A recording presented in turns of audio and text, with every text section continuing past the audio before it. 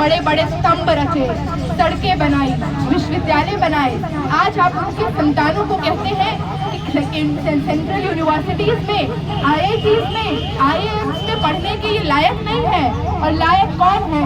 जो लगातार बैठकर मलाई चाटते रहे, जो लगातार बैठकर श्रम कोई और करे, धान कोई और उगाए, धान काटे कोई और, पाटे कोई और, उसको कंधे पे ढोकर आपके गोडाउन में पहुंचाए कोई और बिक्री हो और खाने का पूरा स्वाद कोई एक तबका चखे, कोई एक जाति चखे। और लगातार इस एकाधिकार को हम देखते हैं कि अलग अलग रूपों में ये बढ़ता है। ये बढ़ता है इस रूप में कि कौन स्कूली शिक्षा अर्जित करेगा। ये बढ़ता है इस रूप में जब हम लोग जिस विचारधारा को मानते हैं। यहाँ पे इतनी सारी तस्वीरें हैं फातिमा शेख और सावित्रीबाई फुले की। ये जब पढ़ाना शुरू किया इन्होंने महिलाओं को, वंचित समूह से आ रही महिलाओं को, तो इन पे गोबर फेंका गया।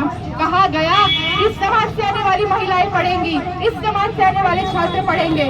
और आज हम देखते हैं कि दिल्ली विश्वविद्यालय में प्रोफेसर S इरफान हबीब जब अपनी बात रखते हैं RSS के इतिहास पे, तो अखिल भारतीय विद्यार्थी परिषद के कार्यकर्ता उन पे कचरे में पानी डालकर फेंकते हैं।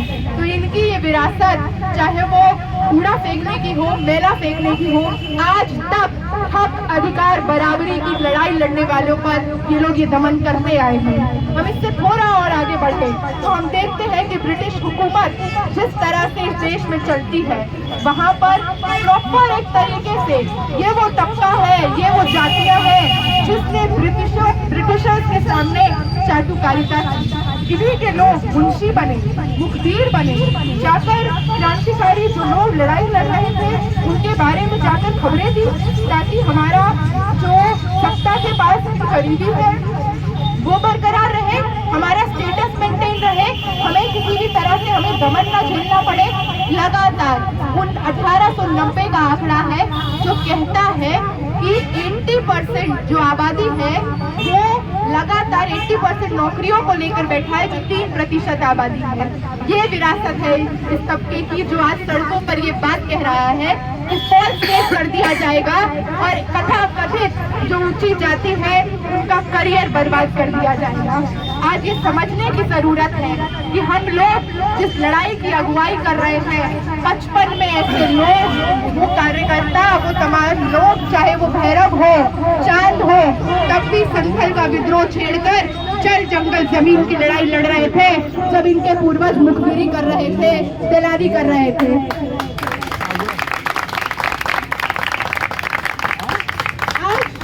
ऐतिहासिक रूप से लड़ने के बाद तो थोड़ा बहुत कुछ UGC इक्विटी रेगुलेशन 2026 के रूप में हमको मिला, जिसमें हम तो ये बात कह रहे थे कि और सशक्त करो।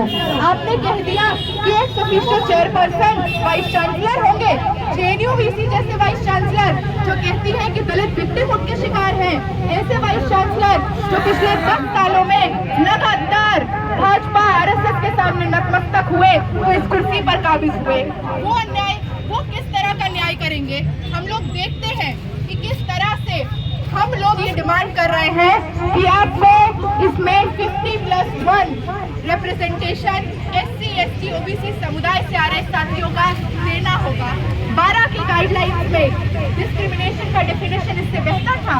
इसमें आपने कह दिया कि बायस होता है डिस्क्रिमिनेशन, जातिवाद हर दिन के बिहेवियर में निहित होता है। आप किससे कैसे बात करते हैं, आप किसके साथ उठते हैं बैठते हैं। मेस में कुछ लोग विशेष जाति के अलग बैठेंगे और बाकी सब अलग बैठेंगे। किनके हॉस्टल की हालत जर्जर होगी और किनका हॉस्टल 5 स्टार होटल जैसा दिखेगा। लगातार हम लोगों ने देखा कि अलग अलग तरह से आज सेंट्रल यूनिवर्सिटी एंट्रेंस टेस्ट ये प्रावधान हो गया यूनिवर्सिटी में आने के लिए। किसके पास स्मार्टफोन है, वाईफाई है, लैपटॉप है। जो लोग सामाजिक रूप से जिनको पिछड़ा रखा गया वो आर्थिक रूप से आज भी कमजोर हैं। और इसके बाद आप कहते हैं कि फॉर्म भर लिया और यूनिवर्सिटी में आ गए, फॉर्म भर लिया और यूनिवर्सिटी में आ भी गए, तो उसके बाद यूनिवर्सिटी में नई शिक्षा नीति लागू कर 4 साल का BA लागू कर फीस वृद्धि हर सेमेस्टर कर उनको बेदखल करते रहेंगे। ऐसी नीतियां लाई जा रही है जहाँ पे हिस्ट्री, पॉलिटिकल साइंस, इकोनॉमिक्स पढ़ने आए, पढ़ाया जाए स्वच्छ भारत, फिट इंडिया, वैदिक मैथ्स, क्या ये इस तरह की कोशिश नहीं है कि अगर किसी ऑटो चालक का बच्चा किसी केंद्रीय विश्वविद्यालय में आ गया तो यहाँ से निकले तो 15-20 हजार से ज्यादा की नौकरी ना मिले? हम लोग देखते हैं इसके बाद भी अगर संघर्ष कर कर लोग ये बूता बनाते हैं अपनी मेहनत के दम पर कि एमए क्वालिफाई किया, नेट क्वालिफाई किया, पीएचडी के इंटरव्यू में बैठे, वहाँ पे उनको कहा जाता है not found suitable. Not found suitable ये जातिवाद का सबसे आधुनिक टर्मिनोलॉजी है जो लगातार एक तरह की जाति SC ST OBC समुदाय से आ रहे साथियों के लिए बार बार पिछले 1 दशक में और इस्तेमाल किया गया है। 5000 लोग, 6000 लोग, इतने लोग जो अप्लाई कर रहे हैं, सब के सब नॉट फाउंड सूटेबल कैसे हैं? इसी बीच में हम लोग देखते हैं कि किस तरह से 2021-22 में एक कोशिश की जाती है, मैंने ऐतिहासिक विशेषाधिकार की बात की, उसी तबके को खुश करने के लिए 92 के कॉन्स्टिट्यूशन की धज्जियां उड़ा दी जाती है, जो कॉन्स्टिट्यूशन 92 में कहता है कि 50% से ज्यादा किसी भी तरह से आरक्षण का जो घेरा है उसको बढ़ाया ना जाए, आरक्षण के घेरे को बढ़ाया ना जाए, लेकिन एक तबके विशेष को खुश करने के लिए 10% EWS रिजर्वेशन लाया जाता है। और ये लोग जो कोटे की बात करते हैं, ये लोग जो मुफ्तखोरी की बात करते हैं, आज जहाँ पे प्रावधान है कि 8 लाख अगर एनुअल इनकम है तो आप EWS है, कम से कम 85% से लेकर 90% लोग उस कैटेगरी में आते हैं। और आज कौन सा मेरिट है जिसके तहत ये लोग यहाँ पे पहुँच रहे हैं? EWS लगा कर यूनिवर्सिटीज में, PhDs में असिस्टेंट प्रोफेसर बन रहे हैं, परमानेंट नौकरियां पा रहे हैं। और इन लोगों के मुंह से आप मेरिट और रिजर्वेशन का बहस सुनिए। हम लोग देखते हैं कि जब स्टे लगाया गया, कोर्ट ने ये बात कहा कि समाज में बराबरी नहीं, जाति के इस तरह के प्रोग्रेसिव जजमेंट से टर्मोइल पैदा होगा। इस कोर्ट को ये नहीं अगर दिखता कि हिस्टोरिकल ग्रेडेड और एक इनइक्वालिटी के एक्सटेंशन के रूप में किस तरह से जाति एग्जिस्ट करता है, टर्मोइल है कि किस तरह से समता समानता के लिए लड़ रहे लोगों के सामने 300 लोगों की भीड़ दिल्ली विश्वविद्यालय में पुलिस स्टेशन के अंदर हमको घेर के रेप कर देने की, मर्डर कर देने की धमकियां देती है। और वहाँ पे कंधे पे चढ़कर ब्राह्मणवाद जिंदाबाद के नारे लगते हैं। ये है टर्मोइल। टर्मोइल है 13,626 स्टूडेंट्स का पिछले 5 सालों में SC ST OBC समुदाय से पुश आउट करना एजुकेशन में। टर्मोइल है 2019 से 21 में 122 हमारे साथियों की संस्थागत हत्या। टर्मोइल है JNU की BC का ये पावर फील करना कि आप कुछ भी बोल देंगे और आपके साथ पूरी सत्ता खड़ी रहेगी। टर्मोइल है कि लगातार जिस तरह से कहीं हाथरस में रेप भी हो जाएगा और मरने के बाद भी इज्जत नहीं बख्शी जाएगी, डेड बॉडी को जला दिया जाएगा।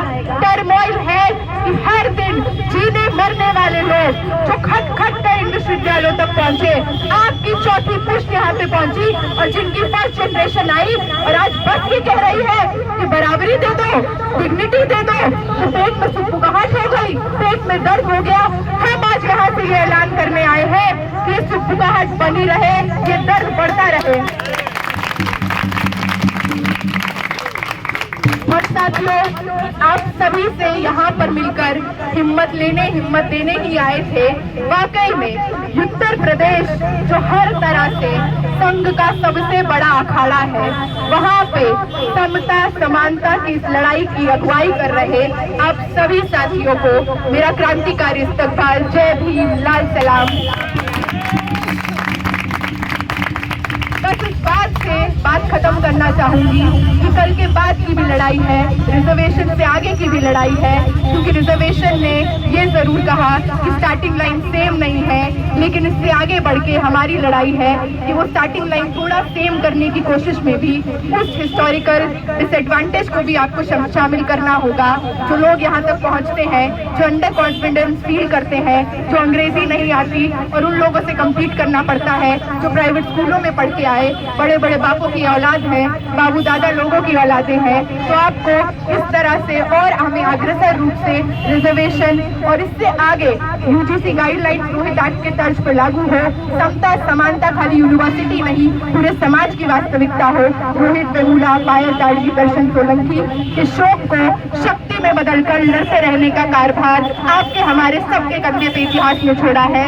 आप सभी का शुक्रिया इसमें शामिल होने के लिए। जय भीम, लाल सलाम।